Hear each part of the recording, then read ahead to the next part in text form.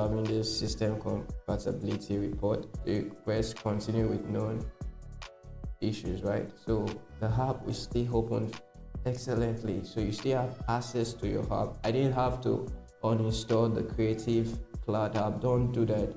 You don't have to because uninstalling the Creative Cloud app, you might end up uninstalling the language pack or any other important thing. So you don't have to do all that. So this the app is still very functional. You see, Creative Cloud is still very functional, right? So let's just click on project. So you see,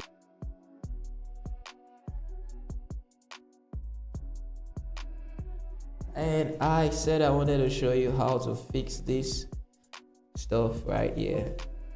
So how do you do that? Well, you just come to edit, go to preferences, and then you go to general, right?